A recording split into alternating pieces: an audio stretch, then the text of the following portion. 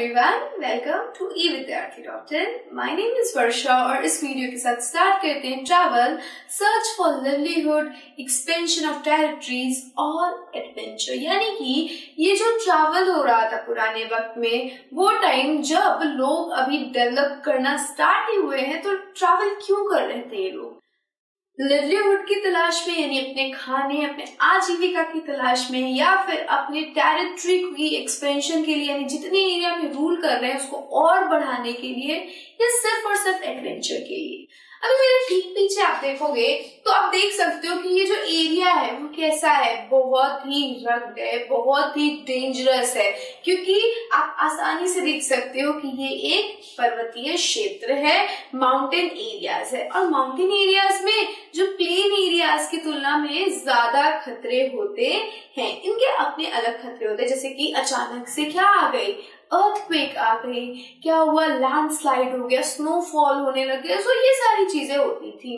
तो लोग क्या कर रहे थे, एक जगह से नहीं, एक फ्रंटियर से, चाहे वो प्लेन हो, चाहे वो प्लेटूज हो, या फिर माउंटेन्स हो, वहां से दूसरे फ्रंटियर के अंदर घुस रहे थे और ट्रैवल कर रहे थे।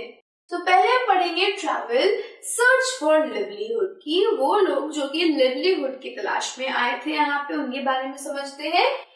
People travel from one part of subcontinent to another. लोग हमारे कॉन्टिनेंट में, यानी इस इंडियन सब कॉन्टिनेंट के अंदर, एक पार्ट से दूसरे पार्ट में ट्रैवल कर रहे थे, यात्रा कर रहे थे।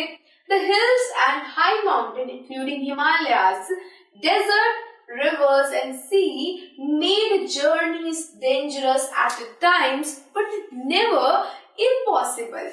क्या हो रहा था कि डिफरेंट तरीके के हमारे सब कॉन्टिनेंट के अंदर लैंड फॉर्म्स है, और उनके साथ उनकी जुड़ी हुई अलग तरीके की क्या है, उनकी खुद की प्रॉब्लम्स है, डिफिकल्टीज है। फॉर इंस्टेंस, आप माउंटेन्स में देखा कि कैसे वहां पे लैंडस्लाइड्स हो सकते हैं, अचानक से क्या हो सकता है, स्नोफॉल पड़ने लग सकता है, स्ट्रॉम बहने लग सकती है, हेल स्ट्रॉम हो सकता है, वो जो से क्या पड़ रहे हैं, स्नोज पड़ रहे हैं। तो ये सारी चीजें वहां होती है। हमारे जो प्लेन एरियाज है, कभी भी फ्लड आ सकते हैं। सीज में क्या होते हैं, अचानक से तूफान उठ जाते, तो इनकी अलग अलग प्रॉब्लम्स है, और यहाँ पे यात्रा करना डेंजरस हो सकता है, खतरनाक हो सकता है कभी भी। लेकिन फिर भी लोग इन फ्रंटियर्स को, इन लैंड फॉर्म्स को लांघ के दूसरी जगह पे आ रहे थे, दूसरी जगह यात्रा करने जा रहे थे। और क्यों जा रहे थे? So men and women moved in search of livelihood, as also to escape from natural disasters like floods or droughts. अब क्या हो रहा है कि men और women in search of livelihood, इन चीजों को, इन लैंड फॉर्म्स को क्या कर रहे थे, ट्रैवल करके आ रहे थे दूसरी जगह में। अब सोचो क्या है, एक नोमैडिक लाइफ है ना। अब नोमैडिक लाइफ के अंदर क्या होता है, एक जगह पे आपने खाना खाया, खाना खाते खाते उस जगह की सारी जो फूड है, जितने भी फूड आइटम्स है, वो खत्म हो गए। अब आप क्या करोगे, वहीं पे रहोगे? नहीं ना, you don't have any other source of food, आपके पास और कोई सोर्स ऑफ फूड तो है नहीं। सो आप वहां से दूसरी जगह मूव करोगे। साथ ही साथ अगर उस टाइम की बात करें जिस टाइम में आप लोग क्या कर रहे थे, खेती करने लग गए थे। अब वहां की जो जमीन है वो खेती करने लायक बची ही नहीं, तो उसके लिए क्या हम वहां पे वेट करेंगे कि थोड़े साल और रुक जाते हैं, उसके बाद क्या कर सकते हैं, ये जो हमारी खेत है उसके अंदर फिर से न्यूट्रिशन आ जाएगा और फिर हम क्या करेंगे, इस पे खेती करेंगे? ऐसा तो कर नहीं सकते। भूख है भाई, सुबह खाओगे, शाम में तुम्हें भूख फिर लगनी है। तो इसके लिए लोग क्या करते थे, अपना सामान लेके, जैसे ही वो जगह जहाँ पे वो पहले रह रहे थे, वहां पे उन्हें लगता है कि अब खाना में नहीं मिलेगा, वो वहां से उठ के किसी और जगह चले जाते थे। लेकिन ये रीजन तो था ही था, एक बहुत इंपॉर्टेंट रीजन भी था। कुछ एरियाज जहाँ पे नेचुरल डिजास्टर्स बहुत ज्यादा होते थे, वहां पे भी रहना मुश्किल होता है। तो इन नेचुरल डिजास्टर से भी छुटकारा पाने के लिए हमारे जो पूर्वज थे वो ट्रैवल किया करते थे। So these were the reasons कि वो लिवलीहुड, यानी आजीविका, तो जीवन रहना चाहिए तो डिजास्टर से भागे, फूड रहना चाहिए, फूड रहेगा तो ही तुम जिंदा रहेंगे, तो उसके लिए भी उन्होंने यात्रा की। तो ये दो रीजंस थे कि लोग ट्रैवल कर रहे हैं। अब बात करते हैं हमारे दूसरे रीजन की, that is expansion of territories. So यहाँ पे क्या हो रहा है कि men marched in armies conquering others' land, beside merchants travel with caravans or sheep carrying valuable goods from place to place।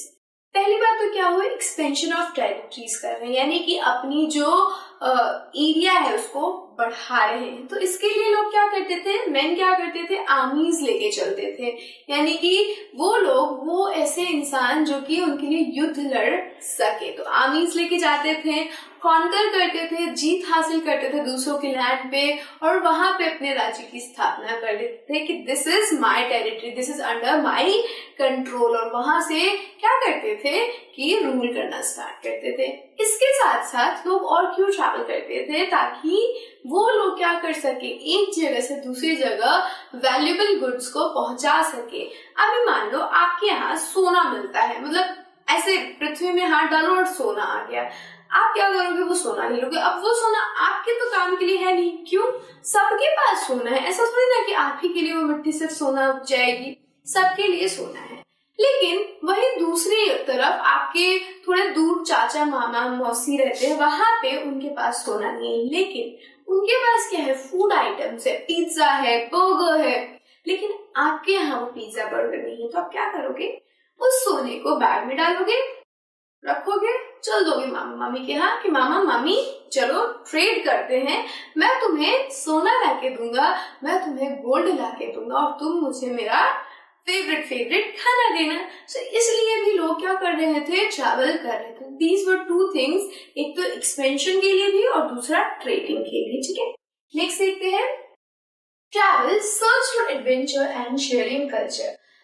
अब क्यों कर रहे हैं वो लोग ट्रैवल, ताकि वो एडवेंचर प्राप्त कर सके, खुशी हासिल कर सके, मौज कर सके थोड़ा बहुत, और तो और शेयरिंग कल्चर के लिए भी, कि कल्चर का आदान प्रदान हो सके। देखते कैसे।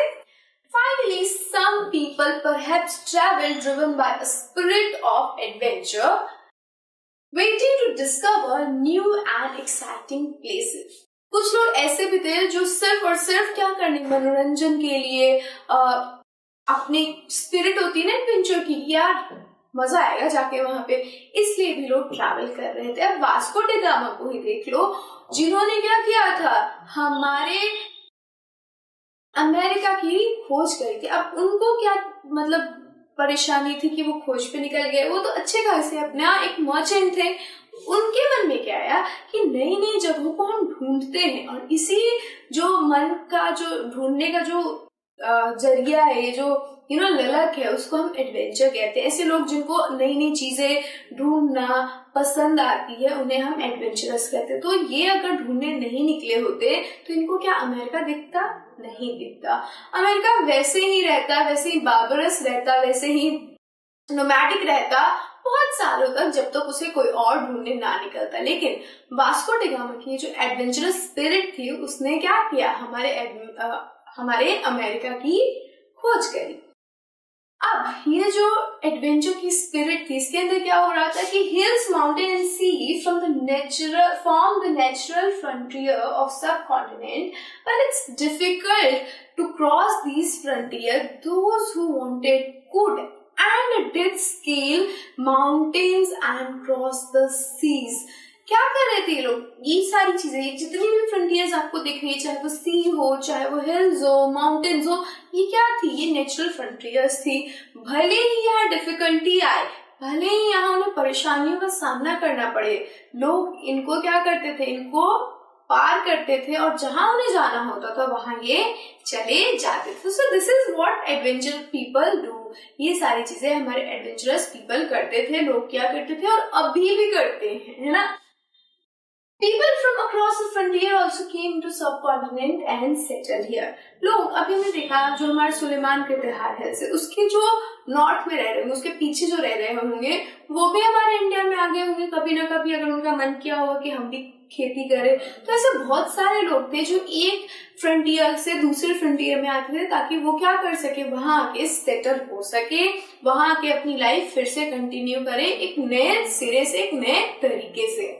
And religious teacher walked from village to village, town to town, stopping to offer instruction and advice on the way.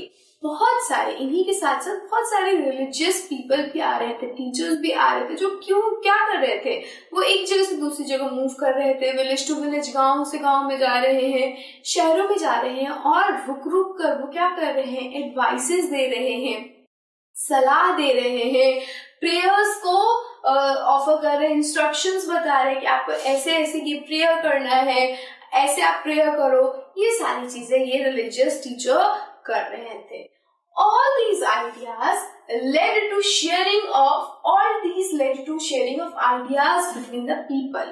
ये सारी चीजें जो लोग आ रहे थे, आके यहाँ पे बस जा रहे थे दूसरे लैंड पे, या फिर वो लोग जो कि क्या कर रहे थे, टीचर्स थे, रिलीजियस टीचर्स थे, और इंस्ट्रक्शन और एडवाइसेस प्रोवाइड कर रहे थे, इन सब की वजह से क्या हुआ, आइडियाज में शेयरिंग हुई. यानी कि एक लोग का विचार दूसरे के विचार से मिला, शेयर किया गया, बांटा गया. And these movement of people enriched our cultural tradition. और इसी वजह से हमारा जो कल्चर है, हमारे इंडिया का जो ट्रेडिशन है, वो इतना इनरिच्ड है, इतना भरा पूरा है.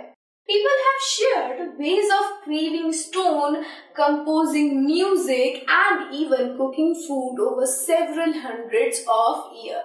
लोग क्या कर रहे थे, अपने नए आइडियाज के थ्रू बहुत सारी चीजों की शेयरिंग कर रहे थे, कल्चर्स को शेयर कर रहे थे, जिसके अंदर क्या था, नए तरीके से स्टोन्स के ऊपर क्रेविंग, खुदाई करने का तरीका सिखा रहे थे, नए म्यूजिक का कंपोजिशन हो रहा था, यानी नए संगीत गीतों का निर्माण हो रहा था.